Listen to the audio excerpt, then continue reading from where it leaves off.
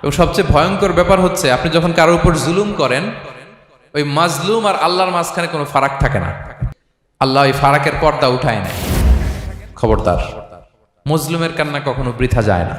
জীবনের কোনো না কোনো সময়ে এর প্রায়শ্চিত্ত আপনাকে করতে হবে।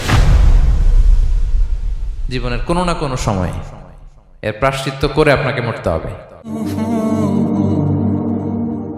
বিষ্ণু ইসলাম আরো ভয়ঙ্কর কথা বলেছেন। তিনি বলেছেন, মান যালামা কিদা শিবরিন মিনাল আরদি তুবিকাহু মিন সাবঈ আরাদিন। কেউ যদি জুলুম করে তার ভাইয়ের 1 বিঘত পরিমাণ জমিন খায়।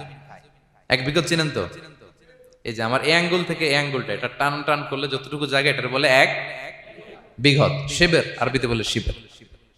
হ্যাঁ, মান যালামা কিদা শিবর। বিষ্ণু বলেন, এই 1 শিবর, 1 বিঘত জমি যদি কেউ অন্যায়ভাবে জুলুম করে তার ভাইয়ের কাছ থেকে খায়, কিয়ামতের দিন তুবিকা আলাইহি সাবউ আরাদিন, এই 7 জমিনকে আল্লাহ তাআলা তার ঘাড়ে চাপাবে। খা এবার, খা। অন্যের জমি খাওয়ার এত শখ ছিল, এবার 7 জমিন ঘাড়ে কর। কিয়ামতের ময়দানে আপনার দেহটার বিশাল আকৃতির করা হবে, এই 7 জমিনকে আপনার কাঁধে তুলে দেয়া হবে। এজন্য আমরা অন্যের রাইটস, অধিকার যেন নষ্ট না করি, কারো উপর যেন জুলুম না করি, কোনোভাবেই না। আমরা নানাভাবে এই জুলুমটা করি। আমরা প্রায় দাদার সম্পত্তি থেকে ফুফুদেরকে বঞ্চিত করি, বাবার সম্পদ থেকে বোনদেরকে বঞ্চিত করি।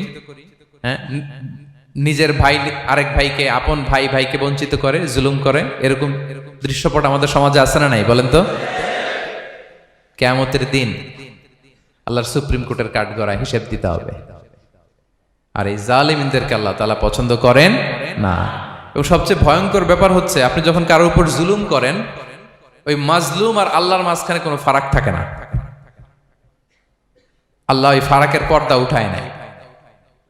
বিষ্ণু বলেন, ইত্তাকি দাওয়াতাল মাজলুম, তোমরা মজলুমের বদদোয়াকে ভয় করো, খবরদার। কারণ ফাইন্না লাইসা বাইনাহা ওয়া বাইনাল্লাহি হিজাব, তার আর আল্লাহর মাঝে কোনো পর্দা থাকে না। দোয়া করলেই ওটা আরশে যেয়ে কবুল হয়ে যায়। আল্লাহ তাআলার চারিপাশে অনেক পর্দা আছে। কেউ কেউ বলে 70,000 নূরের পর্দা। এই 70,000টা সহিহ হাদিস দ্বারা সাব্যস্ত না, কিন্তু অসংখ্য অগণিত পর্দা, এবং পর্দাও এটা নূরের পর্দা। আচ্ছা বলেন তো, জানলা দিয়ে বাইরের আলো ঠেকাতে আমরা দেয়ালে জানালায় কি লাগাই? পর্দা লাগাই। পর্দাটা কিসের তৈরি? মোটা কাপড়ের, যাতে করে ওই আলো না আসে। কিন্তু আল্লাহর চারদিকে যে পর্দা, ওই পর্দাটা কিসের?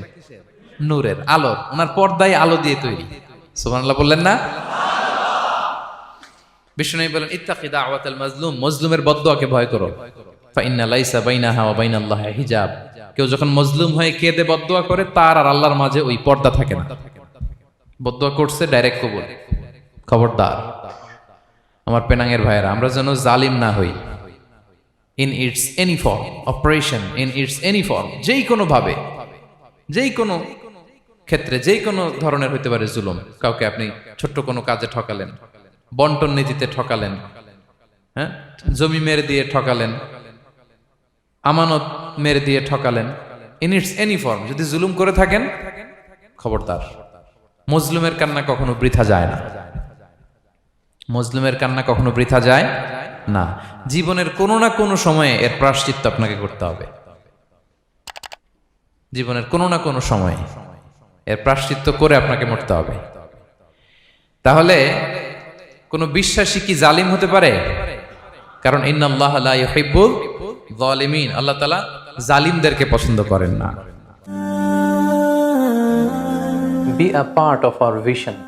Do listen and share the khair. Be with our official social media handle for latest updates.